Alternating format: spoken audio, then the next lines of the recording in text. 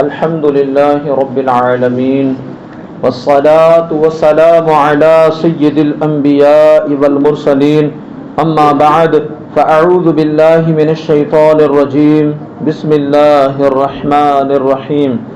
مل کر میرے ساتھ پڑھیں الصلاة والسلام علیک یا رسول اللہ وعلى آلك وأصحابك يا حبيب الله. الصلاة والسلام عليك يا نبي الله وعلى آلك وأصحابك يا نور الله.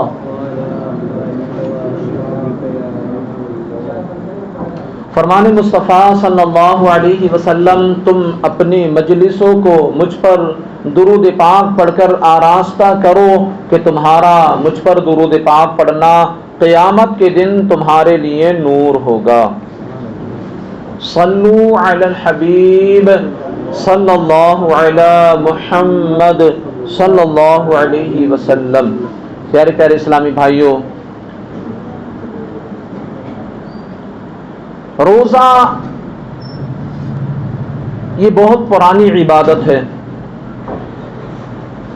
اس کو پچھلے انبیاء کرام علیہم السلام کی امتوں پر بھی فرض کیا گیا تھا، جیسا کہ حضرت سیدنا آدم صفی اللہ علیہ نبینا علیہ صلاۃ والسلام نے چاند کی 13، 14، 15 تاریخ کے روزے رکھے، جس کو ہم ایام بیض کہتے ہیں. حضرت نوح نجی اللہ علی نبینا علیہ صلاۃ والسلام عید الفطر، عید الاضحیٰ کے علاوہ ہمیشہ روزہ رکھتے تھے، ہمیشہ روزہ دار رہا کرتے تھے. حضرت داؤد علی نبینا علیہ صلاۃ والسلام ایک دن چھوڑ کر ایک دن روزہ رکھتے تھے، یعنی ایک دن روزہ نہیں رکھتے تھے، دوسرے دن روزہ رکھتے تھے. اور حضرت سلیمان علیہ صلاۃ والسلام 3 دن مہینے کے شروع میں، 3 دن مہینے کے درمیان میں اور 3 دن مہینے کے آخر میں روزہ رکھتے تھے. اس ترتیب سے سیدنا حضرت سلیمان علی نبینا علیہ صلاۃ والسلام روزہ رکھا کرتے تھے. اور حضرت عیسیٰ روح اللہ علی نبینا علیہ صلاۃ والسلام ہمیشہ روزہ رکھتے تھے، کبھی روزہ نہ چھوڑتے تھے. تو پتہ چلا کہ روزہ تمام انبیاء کرام علیہ الصلوۃ والسلام کی امتوں پر فرض تھا.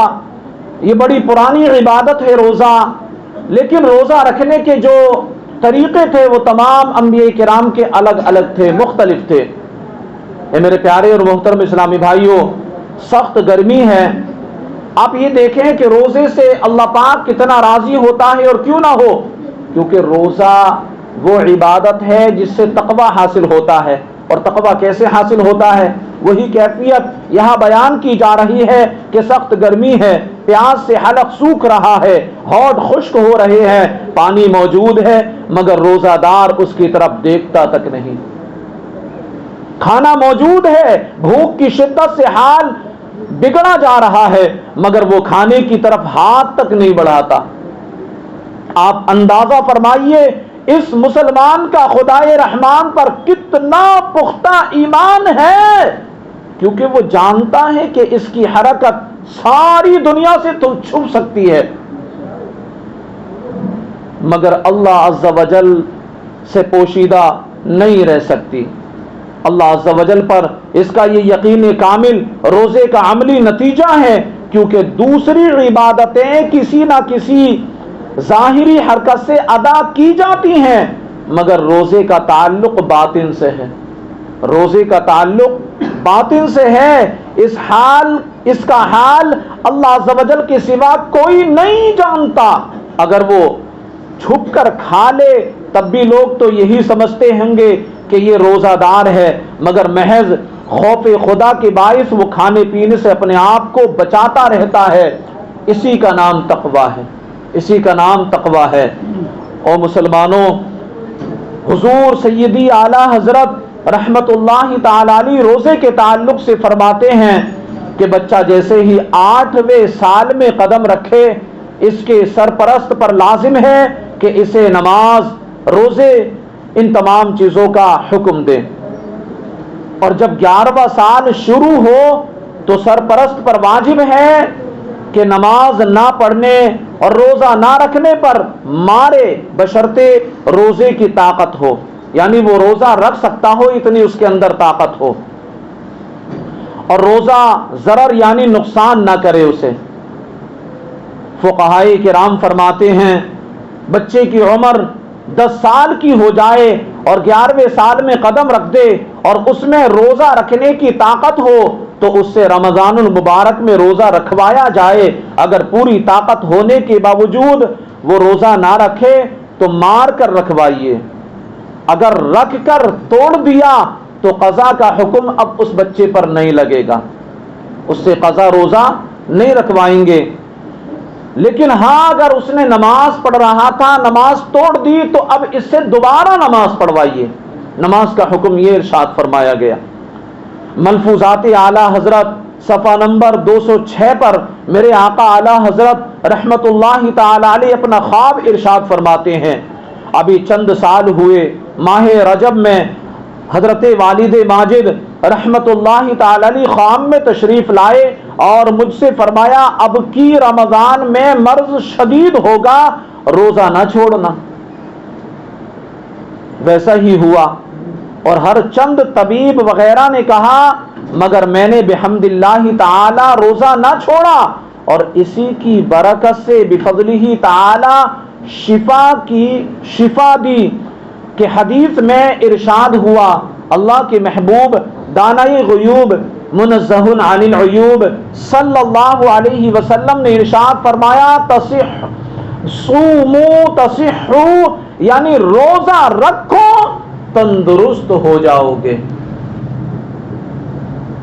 امیر المومنین خلیفۃ المسلمین مولا کائنات علی المرتضی شیر خدا کرم اللہ تعالی وجہہ الکریم سے مروی ہے، اللہ کے پیارے رسول صلی اللہ علیہ وسلم کے گلشن کے مہکتے پھول، سیدہ آمنہ رضی اللہ تعالیٰ عنہ کے گلشن کے مہکتے پھول صلی اللہ علیہ وسلم کا فرمان صحت نشان ہے، بے شک اللہ عز و جل نے بنی اسرائیل کے ایک نبی کی طرف وحی فرمائی کہ آپ اپنی قوم کو خبر دیجئے کہ جو بھی بندہ میری رضا کے لیے ایک دن کا روزہ رکھتا ہے تو میں اس کے جسم کو صحت بھی عطا فرماتا ہوں اور اس کو عظیم اجر بھی دوں گا۔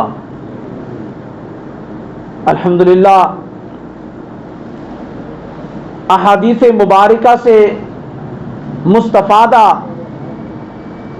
ہوا کہ روزہ اجر و ثواب کے ساتھ ساتھ حصول صحت کا بھی ذریعہ ہے۔ اب تو سائنسدان بھی اپنی تحقیقات میں اس حقیقت کو تسلیم کرنے لگے ہیں، جیسا کہ آکسفورڈ یونیورسٹی کا پروفیسر مور پالرڈ کہتا ہے میں اسلامی علوم پڑھ رہا تھا، جب روزوں کے بارے میں پڑھا تو اچھل پڑا کہ اسلام نے اپنے ماننے والوں کو کیسا عظیم الشان نسخہ دیا ہے۔ مجھے بھی شوق ہوا، لہذا میں نے مسلمانوں کے طرز عمل پر عمل کرتے ہوئے روزے رکھنے شروع کر دیے۔ عرصہ دراز سے میرے معدے پر ورم تھا، کچھ ہی دنوں کے بعد مجھے تکلیف میں کمی محسوس ہوئی، کچھ ہی دنوں میں تکلیف میں میرے کمی محسوس ہوئی، میں روزے رکھتا رہا یہاں تک کہ 1 مہینے میں میرا مرض بالکل ختم ہو گیا۔ اور مسلمانوں پتہ چلا کہ روزہ واقعی جہاں اجر و ثواب کا باعث ہے وہی صحت کا خزانہ بھی ہے، کہ جو بندہ صدق نیت کے ساتھ روزے رکھتا ہے میرا اللہ اس کو اجر و ثواب تو عطا فرماتا ہی ہے، ساتھ ہی ساتھ اس کو صحت و تندرستی بھی عطا فرماتا ہے۔ تو ہمیں اللہ کی رضا کے لیے اور رسول پاک صلی اللہ علیہ وسلم کی اس حدیث کی فضیلت پانے کے لیے پورے ماہ کے روزوں کی نیت کرنا ہے کہ ایک روزہ بھی نہیں چھوڑنا۔ میں آپ کو یہ آخری بات بتاؤں اور اپنی بات کو ختم کر لوں۔ فرمایا گیا کہ اگر کوئی رمضان المبارک کا فرض روزہ ایک روزہ چھوڑتا ہے تو اگر وہ پوری زندگی روزے رکھتا رہے، پوری زندگی روزے رکھتا رہے، تب بھی اس فرض روزے کی ایک قضا پوری نہیں کر سکتا۔ یعنی اس میں اتنا ثواب ہے کہ پوری زندگی روزے رکھتا رہے، پھر بھی اس کے برابر جو ثواب اس میں ملنا ہے وہ پوری زندگی کے روزوں میں اس کو ثواب نہیں مل سکتا۔ تو پیارے مسلمانوں، ہمیں چاہیے کہ ہم ماہ رمضان کا ایک روزہ بھی نہ چھوڑیں۔ اللہ تعالی ہم سب کو کہنے سننے سے زیادہ عمل کرنے کی توفیق عطا فرمائے۔ صلو علی الحبیب صلی اللہ علی محمد صلی اللہ علیہ وسلم۔